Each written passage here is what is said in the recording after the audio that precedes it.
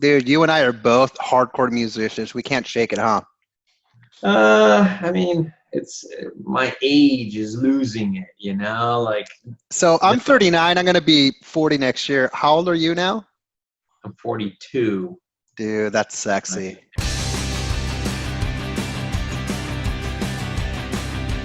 Hey, what's up, everyone? Welcome to Deconstruct. This is the vlog slash podcast where successful entrepreneurs, tell us about their success stories. They break them down. They tell us about their strategies, how they used all these things to create successful businesses and startups. And this vlog slash podcast is brought to you by Digsy, the free commercial real estate search engine where you can search for office space, warehouse, retail, multifamily properties for free. So if you're interested in any of those things for your business, or maybe now you're sold your companies and now you're an investor, please go to www.getdigsy.com. So anyways, today I have my dear friend, and I say dear friend in a really, really special way. You know, when you have a friend, when they actually teach you something. It's not like it's always, oh yeah, honky dory, and here's what it is. I'm an entrepreneur myself with Digsy. I found it. I raised funding for that. I've built it. I've gone through the hard times. We pivoted, etc. And one of the guys who has been with me all along is actually Costin Tuculescu, who's on the pod today. So for those of you who don't know Costin was a founder of anymeeting.com. And that is a well-known video conferencing tool, also a webinar tool that was acquired by Intermedia a while back. So Costin, with that said, welcome to the pod, man. hey Andrew, good to be here. And don't forget, I was in your wedding. That's how close we are. I was Oh in your yeah, that's wedding. right. Yeah, we became friends when I started, and that's how close we are. You were in my, and on top of that, now one of the other groomsmen is actually your neighbor, and you hang out more with him than we've ever hung out in our lives. Hey, you gotta come to my new neighborhood. That But damn Jimmy Wallace. that's right. That's right. He's a But good cat, though, huh? Don't you just love him? he is so cool. Oh He's my God. fun. You got to come visit us. I know it's COVID time. Yeah. We got to keep it safe, but we got the whole jam room here. Pick up that guitar and do a little bit of strumming together. So Yeah, I miss that, man. I remember when we went, you and I think I was like going through a hard time, and you're like, you know what? Let's go have a beer. I don't know if that's actually what you said. So we went yeah, and had like not one beer, but a few beers. yeah. And we were just talking about business, and I was just pouring my heart out. And, and then we went back to your house. This is like probably like a midnight or 1 a.m. And this is when you had your first son, and then your wife, Lauren, is like upstairs, and she comes down, and I thought we were going to get yelled at, but she's like, oh, that sounds really good. Because you failed to mention we were playing guitar at 1 in the morning after a few drinks. Yeah, In the middle of the week too. I thought we were gonna get yelled at too. But yeah, playing Yeah. music, I miss that. We got to do more of that together. But I Dude, guess we're here to talk about business. oh, dude, I got to give it a shout out to your wife, though. So me and Costin, his wife, and a bunch of other friends went to karaoke one time, and we were blown away at how great Lauren's voice is. Yeah, it was kind of funny. On our second date ever, we went to karaoke, and I was in a band. I thought I had something going for myself, but then she went out there, and lo and behold, the whole karaoke bar just stopped. Everybody turned to look. Everyone, and I'm looking at her. I'm just seeing like a big heart around her. She's singing "Alone" by the band Heart, and she's just like slaughtering this thing. And I had no idea she had actually been in musical theater and been doing all of that stuff her entire life. So yeah, she that kind of came out of nowhere, but it's fun to sing with her. But she's just way too good. She's really good. My wife sings too. Well, you know that because we were at karaoke together. But you want to know it's funny because I was a musician too. But what actually got me when I met Megan was when I first met her, we started dating, and then we went to go pick up something up from her apartment, and I saw she had a computer and she was doing graphic design and all this technical stuff, and I'm like going, she's a nerd and she's beautiful. Okay. Yeah.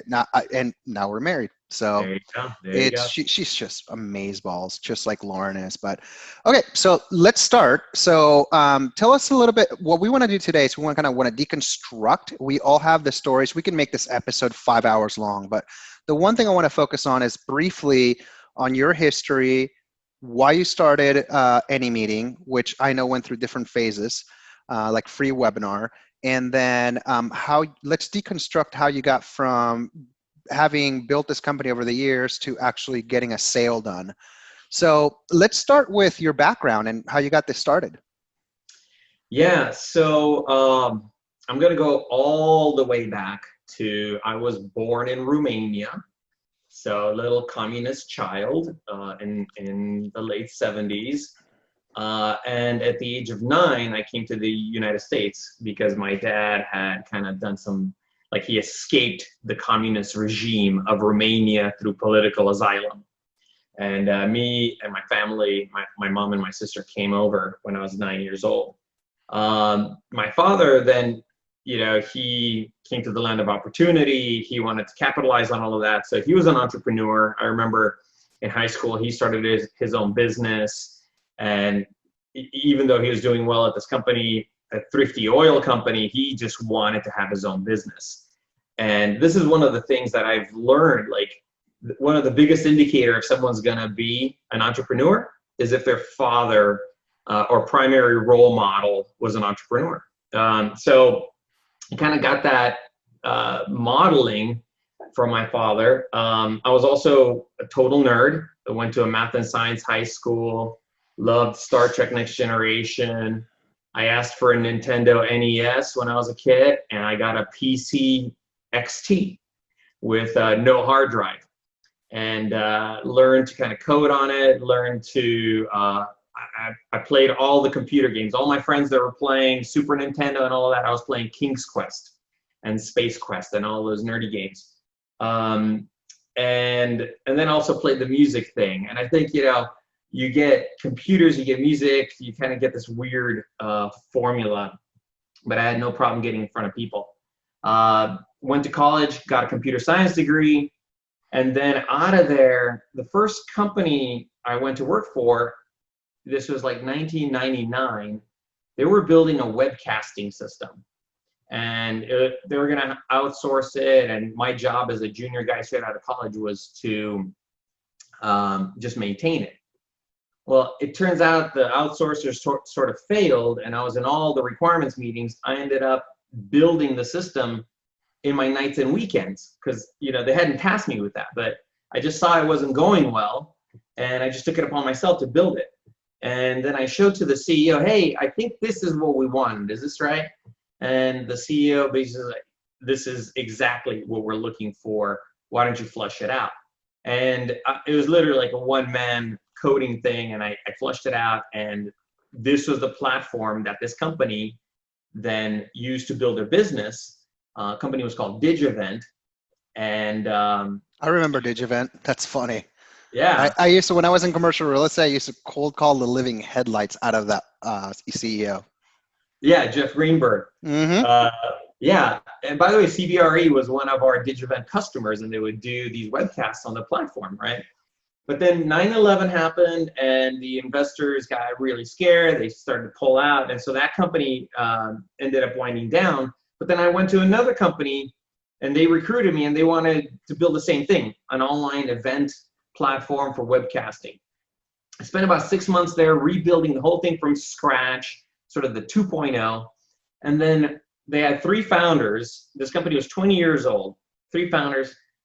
2 of the founders decided to leave and just drop the founder who had this vision for online events. And the company imploded, and that product was going to never see the daylight. So I told him, hey, let me own the software that I built. I'll help you with some coding here and there. He wanted to go into this MLM, multi-level marketing, like pharmaceutical business. He was going to sell vitamins, MLM style. And so I helped him with some of that. And then I got to keep this code that took me about 6 months to build, and it was a webcasting platform. So that's when I showed it to my dad. his business partner. They got pretty excited. And that became the nugget of this product called Instant Presenter.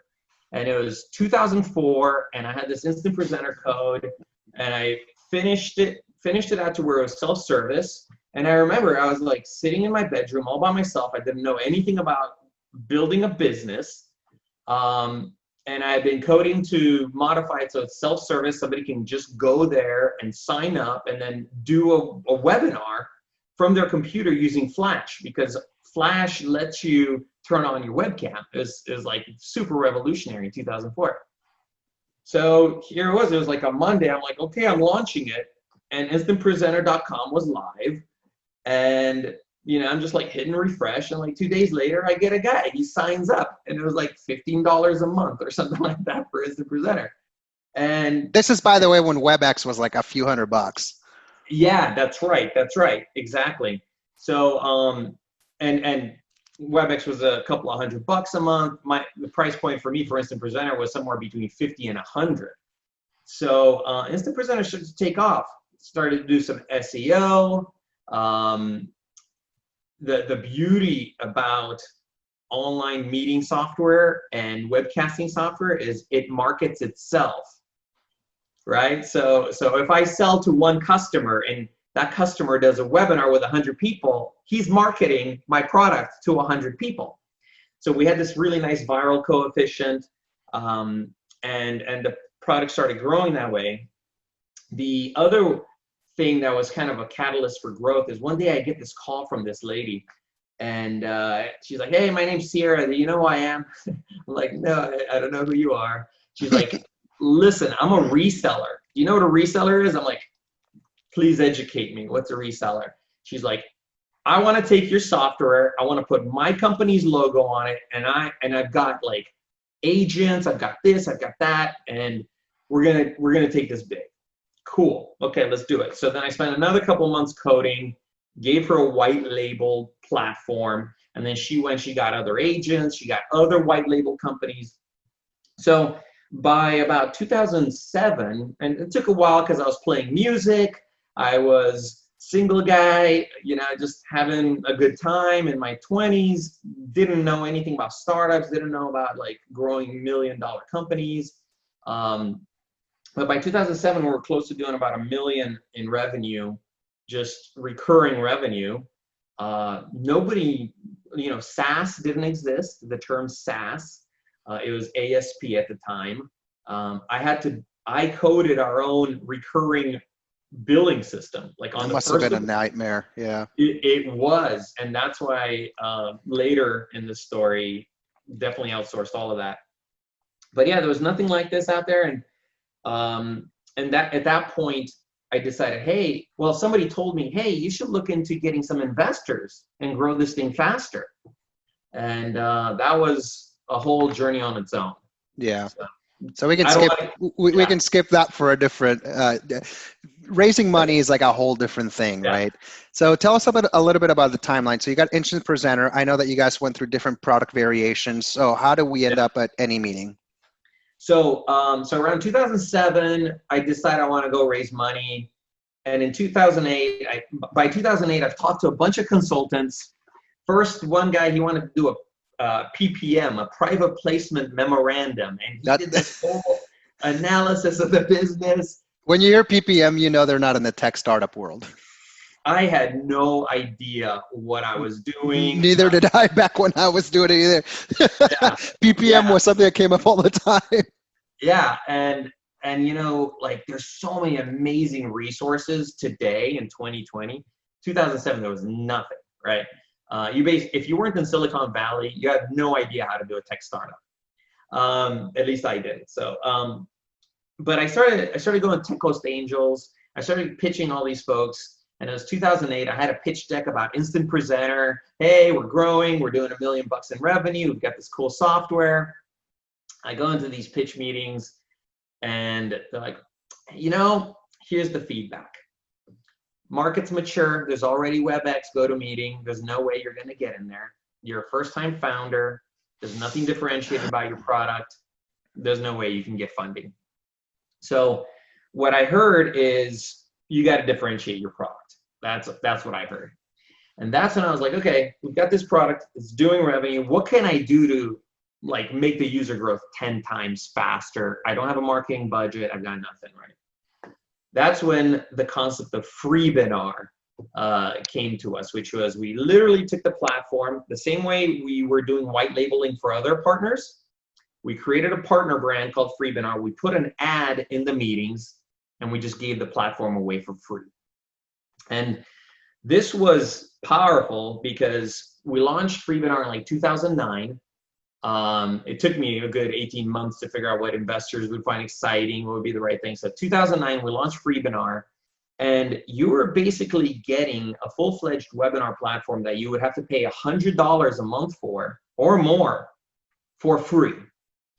So this started getting traction. I was able to start building a better investor pitch, you know, where we're going with this, what's the market opportunity, etc. And then I was able to get the funding finally by end of 2010. So it took another like 18 months to finally convince Pasadena Angels, Tech Coast Angels, get those guys together, and they wrote a check.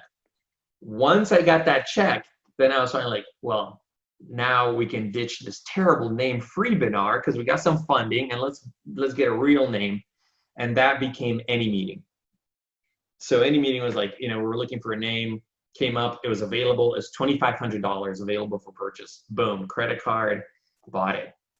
And then it was, so from 2011, and we sold the business in 2017, it was Any Meeting. I ended up really liking that brand. I think there's two things about it. It's easy, rolls off your tongue. It tells you what it is mostly.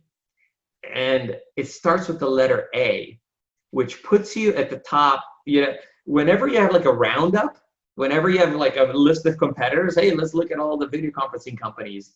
You're always first. Mm-hmm. So to smart marketing. To aspiring entrepreneurs, if you can go with an A-based name like Amazon or Any Meeting, it's just like one small little hack there. So then it was Any Meeting 2011 through 2017 with all of its trials and tribulations.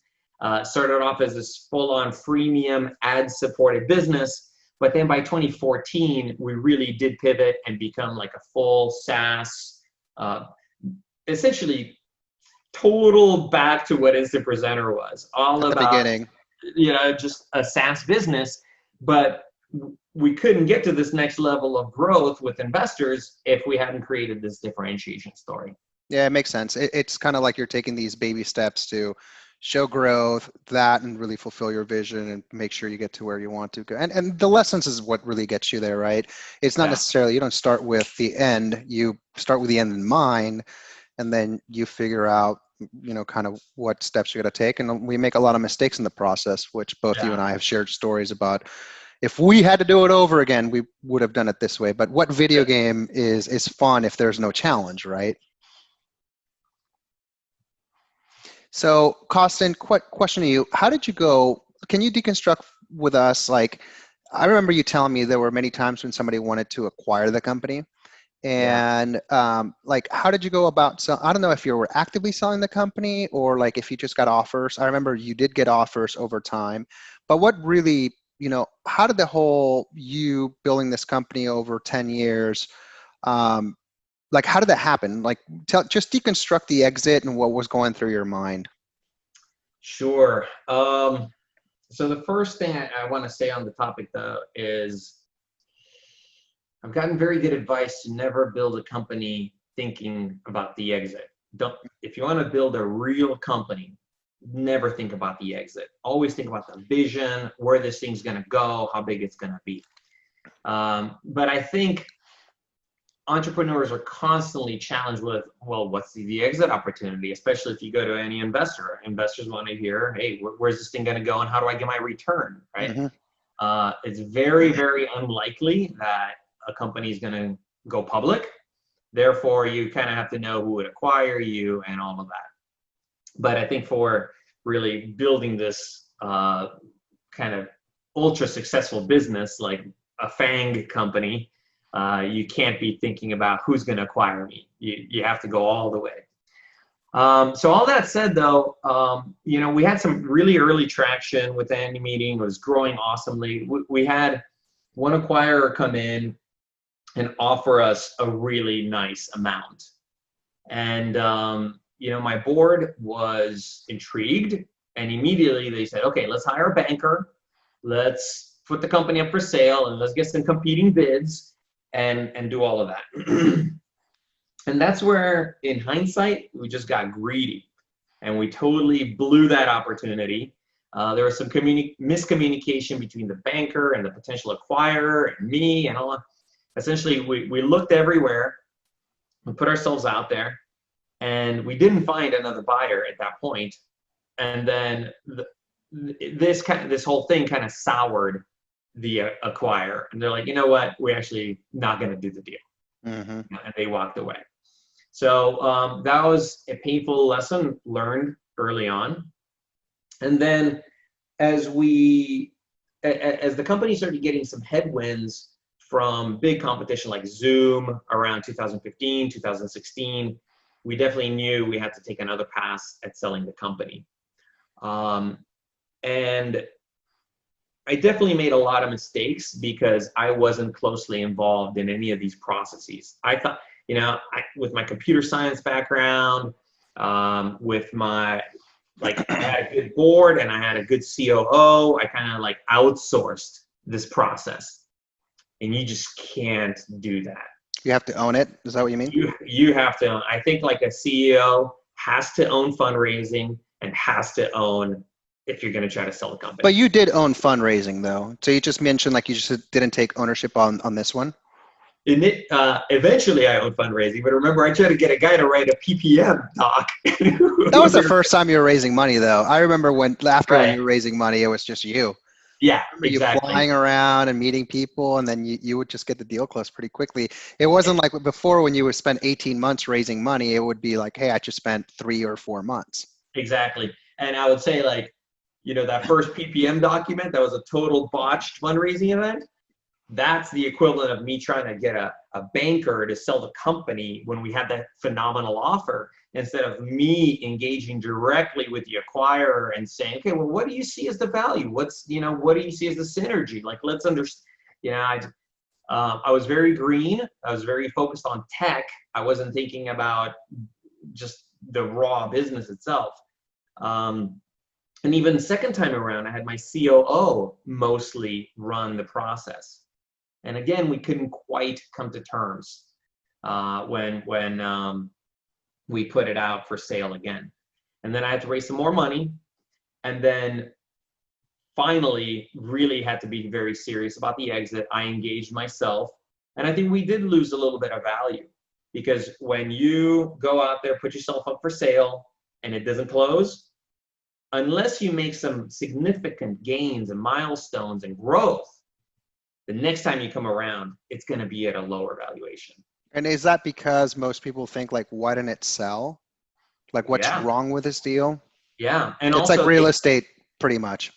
Pretty much. And they saw your financials, they saw the trajectory of the company, and then you come back around again, and usually with those initial you're kind of showing some projected growth. Well, if you didn't hit that and you're over here, you're going to get penalized for that. Gotcha. And if you have less cash in the bank, which you probably do because your runway is shorter because time has passed, that's even more of a hit against you and less leverage in the negotiation process. Got it. So learned a ton there, but eventually you have to commit to the exit. Did have some challenges with some investors. They basically, they would have rather seen the company sort of fully recap, lay off 75% of the staff, go back to the drawing board. Let's just come up with something new. You're a smart guy, Costin. You can figure this thing out. And those are some very tough conversations with some really smart investors. But it was this was the time for any meeting. And Intermedia was a phenomenal buyer, and we had a really great outcome for the team. Basically, everybody on the team is still there. We haven't, we only lost like one person because they weren't happy with the raise that they got. They expected more. And now the team has like, 3x, 4x. The business has like 10x, and it's a key part of this, of the future of Intermedia. And when you look at what should the exit be? Should it be a great financial outcome for myself, for the investors? Should it be for the employees? Should it be like the legacy of this thing that you built? You want to take all of those into consideration. And I think we did right by our investors. The majority of the investors are getting their investment back and then some. All the employees were taken care of and have good security and have a meaningful job and outcome from the thing they built went on, and it continues, and they continue to build it, and it's really nice. And I just think it would have been really hard to see it die. Right? One thing you didn't mention was execution risk. When you're talking to your investors, you're talking to your board, you mentioned, 2017, in 2020 Zoom, and prior to that, but maybe just like a year and a half before Zoom, it started really, doing this, but then as soon as COVID hit, it kind of went, apexed. Well, even prior to COVID, once Zoom went public, right? Like Zoom went public, and they basically, once they showed their financials, they were already deemed like the most successful SaaS company. They were profitable. They were profitable. Just the way that company executed, they did such a great job. And I'll tell you, like, to be one of the 10 companies in this super hot space, where you've got like the most successful SaaS company, the #1 most successful CEO. I think he was like #1 on Forbes list or whatever. I don't know, it kind of messes with your psychology when you're not that and you're compared to such a Goliath. Well, he was a former WebEx guy too, I think. He was. Yeah. I don't know exactly what his outcome was, but Cisco acquired WebEx for like $3 billion. He was a VP of engineering. He took 40 engineers with him to start Zoom. So they had a phenomenal head start, whereas, I had started this thing coding in my bedroom. Yeah. It was really tough to compete against a Zoom, even a GoToMeeting, a WebEx. All of these guys were 800-pound gorillas, and investors, they saw the vision for the company, but they also saw how challenging it would be. So that's the execution risk that you're mentioning about? I mean,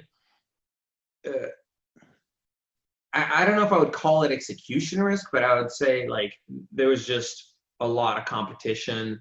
It was difficult to raise money. It was difficult to get the customers, etc. So yeah, if you want to call it execution risk, for sure. Yeah. But by the time it was like 2015, 2016, those headwinds were very strong, and we needed to find a good exit for the company.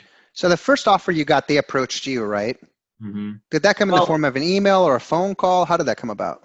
No, my CEO was doing a very good job of looking to build partnerships and looking to either build reseller relationships, distribution partnerships, etc. Mm-hmm. And it was from those. It was from one of those. And I see. And in the future, an exit is like marriage, right? Very few marriages happen without dating. And it's all about like the companies have to date, and dating means, okay, you're reselling each other's stuff, you're licensing each other's stuff, you're doing some sort of partnership. And I really wish I had done more of that with AnyMeeting. We had some of these resellers that were selling our product as white label, but they were very small. We never got a really big player. Well, we had Comcast. Comcast was reselling us as a white label solution. We were That's pretty awesome. Comcast video conferencing thing, but they didn't know how to sell it. They didn't sell it. They didn't get enough traction. And then when we were out on the market, it wasn't something that they wanted to own. Got it. But so it was it just like an email that came to like I forgot the name of your CEO. I Yeah, we Dave, don't need Dave, to, I we think don't it need to was. name names. We don't need Yeah, to name but names. anyway, I think forget the names, but your CEO at the time, I remember him being very, very active in finding these partnerships that could actually Yep, just like yep, leverage and accelerate growth. yep. But was it just in a casual conversation with him, or was it an email that came to him, or how did that? Do you remember?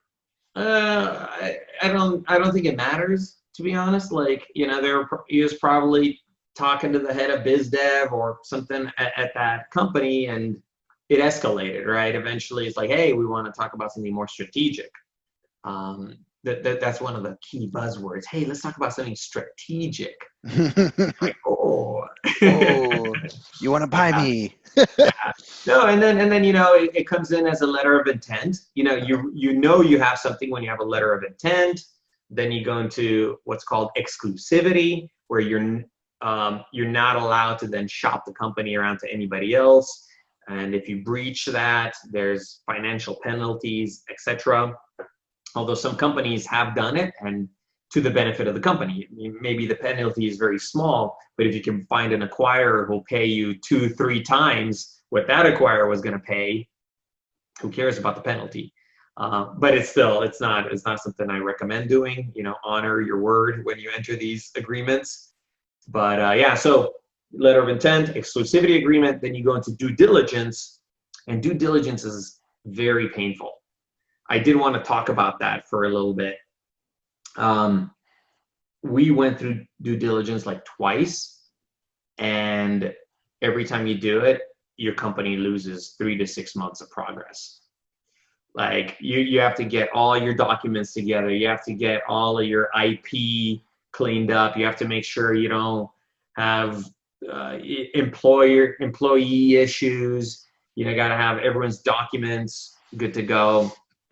It's an extremely time-consuming process, and then if the sale doesn't consummate, there's all for nothing. You're just kind of left there holding the bag. Just a So big distraction that took you away from the business. it's a huge distraction. So yeah, like to entrepreneurs going through this, I just caution them, make sure you've got a fairly solid thing. Think about it as like planning your wedding. You don't want to start planning the wedding, inviting all the family, doing all this stuff if the wedding's not going to happen. Mm-hmm. So you have this letter of intent period. Like letter of intent comes in, then you kind of do some initial diligence, and then you go exclusivity, and then it's hardcore due diligence. Try to front load as much as possible there, so that the buyer has done a lot of work. They know what they're getting into. You've done some work. You know what you're getting into, and there's a high certainty of close. Mm-hmm. The terminology there is, getting each other half pregnant. Yeah, it makes sense. So that you're less likely to walk away at the altar. Commitment. So yeah. So that's kind of the process there, and it's not to be taken lightly. How long did it take you when Intermedia first came in? You probably already had a lot of the due diligence from previous roles. Some of it has to be updated, right? I haven't gone through an exit yet, but Yeah. how long from approach to letter of intent to close did it take for the Intermedia acquisition? Yeah, it was like 6 to 8 months. Yeah. Something like that. Yeah, like I had reached back out and probably around January, February timeframe and said, hey guys, we know each other. You've taken a look at us in the past. We're really motivated to do something. We think you are a really strategic opportunity for us. Let's dig in. And then the dating starts, some flights, some key people meet. You go to their site, they come to your site. A lot of that. Then negotiation on the letter of intent, because even the letter of intent has to have some tangible material terms in there. Otherwise, you may be completely misaligned on expectations, right? And then the due diligence, you try to do something that's 45 days of exclusivity. It extends to 60 days. So just 2 months right there where you're doing nothing but these meetings and providing documentation and stuff. Right. So it's the only one I've done, so I can't provide any good options. Yep. It takes a long time. And when you're also thinking about you're selling your baby, right? And you only get one shot at selling your company. You can't ever sell it again. Mm-hmm. Uh, it could be very emotional. It could be very stressful. A lot of anxiety. Um, you kind of have to be in a good place. You need a good support system. We were talking about our wives. I was very fortunate. My wife was very supportive at the time. Lots of late night calls, lots of late night working sessions. You got to be ready for the just tremendous amount of workload that it is. Most acquisitions end up with some sort of earnout, meaning that the founder has to, or the CEO, or the executive team, or sometimes maybe the employees have to stay on for X amount of time post the acquisition. So whatever you're at liberty to say, because some of these terms are Yeah, they're under confidential. NDA. Yeah. Yeah. So if you're able to share how long you have to stay on, or what you've seen in the market as to, hey, I sell my company, earnouts are this to this long. Yeah, so in what's market is usually 12 to 24 months. Mine was somewhere in between. For us, we had a key employees clause where it was myself and a couple other key members of the engineering team. Remember, this exit was more for technology and for platform. It wasn't so much like our sales team or our marketing team, because that was very slim. So Intermedia really wanted to make sure they had these key folks incentivized to stay for as long as possible. So, we did have exactly what you said. I can't go into details about what it was, but somewhere between that 12 to 24 month thing. Mm-hmm. And that worked really well. We also had delivery milestones, like integration milestones. So some founders may find this as part of their deal, like, hey, you got to integrate. Hey, you got to achieve this level of success. You got to sell X amount of units, whatever. Those might also be part of the earnouts, and also commission based, right? So you get some base amount for the company, but then to keep the entrepreneur engaged, some really nice earnouts on sales performance, revenue performance, etc.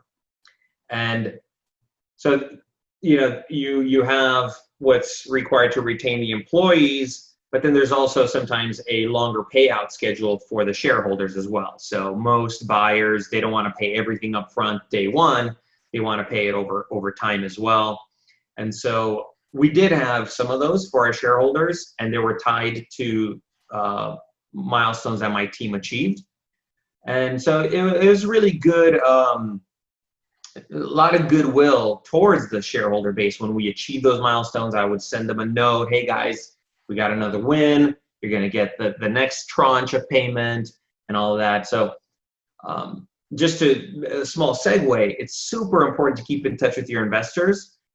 Give them visibility as to what's happening throughout the process. Also, hey, we're putting the company up for sale. Hey, let them know it's coming for several reasons.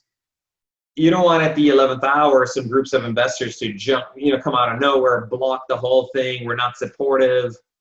And then you have to deal with that, and you may lose the exit. Mm-hmm. And then also, if you have preferred shares from investors, you need their approval. You absolutely, they are the ones that are going to sign the docs and give you that 66% or 50% approval for the docs. Mm-hmm. So make sure you're communicating with them. Also, if you're thinking that you're ever going to do another venture in the future, you want to keep them abreast of the success. Hey, there's more earnout payments coming, all of that. You don't want to be like cousin Vinny that only comes by when you need money. Exactly. It makes sense. Yeah. Now, in hindsight, Costin, what would you say, if you were to look back, what is, when it comes to, building the company and getting to the exit point, in hindsight, looking back, what is the number one thing that you would have changed that if you were to, like, let's say Roman, your son, was building a company and he got himself to that trajectory, to that intersect. Yeah. What was one thing that if you were in Roman's shoes, like you would advise to make sure that you didn't go through that you feel could have been the best way to get this done? I think there's more than one. You know, to try to come up with one, it's really Well, hard. we talked about that you learned you had the first offer, you got greedy. We had the second offer, you involved a private banker. Then you had Yeah. the third successful exit. So it was like three tries, right? Like if you Yeah. were to go back in time, what would you have done different there? So the exit is just the moment of outcome. It's when you it's when you reap your harvest, right? And maybe you can have some control over how that one outcome is happening when you're working the exit. But really, the most control you have is while you're building your business, even before you're thinking about the exit. So I think just being a good entrepreneur means having a solid vision, having an idea of what you want this business to be. What is your desired outcome? How are you going to make that outcome happen? And really building towards that. I didn't have that starting out. You know, I kind of started to figure things out more so. By the time any meeting came to be in 2011, you know, I had started in 2004 not knowing anything. So I think you really need to have a clear vision early on so you can build the right team for the right purpose. Make sure you're solving a meaningful problem in a unique way. So you have that key differentiation. This is one thing I ask entrepreneurs, and even where I'm at right now, like, why do you exist? Be able to answer the question, why do you exist? Your specific company, right? Maybe there's 10 different video conferencing companies and they're all pretty good, but why do you exist? Why would the world be hurting if there were only 9 Yeah. and you didn't exist, right? That's a hard thing to answer. A lot of entrepreneurs, it's okay, you know, hey, it's a big market. We're another video conferencing player and there's a big market. We're going to build a 10 million, 50 million, $100 million business. But Zoom, for example, who dominated this market that was already mature, you know, there was already a $3 billion exit in this space. GoToMeeting, around the time when Zoom started, they were about a $300 million a year business. The whole Citrix Online was 600 million total. Mm-hmm. So they started when they were like just mature things, but they had a clear vision of what they were trying to do and why. So I think if I was telling my son, you know, just at the beginning, have this clear sense of purpose and vision, and then the exit works itself out, right? Like, think about like when you're taking off, very small Variations. angle, yes, very small variations will have huge impact on where you're going, right? Imagine you're trying to go to the moon. If you're just a little off, you're gonna way miss it. But if you're close to the moon, you're gonna land on the moon or whatever. It's like 1 degree will like land you somewhere completely different in outer space. Exactly. So yeah, if you're trying to get to the moon, you really want to get it right at the beginning. Mm-hmm. Right. But that's hard, wouldn't you agree? I mean, as an entrepreneur, you kind of want to get it there, but it's always evolving. I mean, you have product market fit, you got different things, but I think where you're going with this, if I'm not mistaken, is have a clear vision, refine, clean, sharpen the knife, and do that. Keep on thinking about that because you're not going to get it right the first time, but as long as you keep telling yourself that, you talk to customers, you see what your tools are doing, you keep in touch with your industry, you'll be able to see the differentiator. Like, for example, Zoom, it's funny. I was trying, Google Meet for certain things last week, and and keep in mind, we have G Suite, that, and we cannot get up a screen recording like this. Yeah. We cannot. Yeah. And it But you looks can with fuzzy. anything. You There can you with it. go. But you know what I mean, though. I mean, I but do. I put that in perspective because that's way smaller company like Zoom, a way smaller company like any meeting. You've got, you've got this big thing, and on top of that, it doesn't fail. A lot of the times, these other tools fail. Yeah. And it's why would you pay for Zoom if you've already got the G Suite, which comes with free Google Meet, and it's like, hey, that's how much better this tool is. Right. And again, I think that's from the fact that Zoom knew exactly what problem they were solving. Even though it was a mature market, they still saw where users struggled, where it could be made much better. They knew how to do it. They were the team to deliver that experience. And they only did one thing. They only did that one thing. Now imagine if Google only did video calling. Mm-hmm. Google Meet would probably be a lot better. Yeah, Right? makes But sense. yeah, I think there's that focus too. But you're absolutely right about the pivot. You never get it right at the beginning. You have to be able to adapt and follow the market and find that. But then you got to execute for a few years on that vision once you land on it. Like, you're not thinking about exit when you finally find your market fit. You just got to grow the business. Mm-hmm. And my point is, then the exit takes care of itself. Right, because you Right. become valuable. Yeah, you Right. build the value, right? And the exit is where you reap the value. Cool, man. Well, hey, it's awesome having you on the pod, man. Thanks, man. This was good. I Yeah, it's enjoyed fun, huh? this. Yeah. Good. Yeah. If people are curious on how to reach you, Costin, how do people get a hold of you? I'd say probably LinkedIn is a good way to get a hold of me. Maybe we'll put something on the screen. We'll put something in the show notes with your contact information.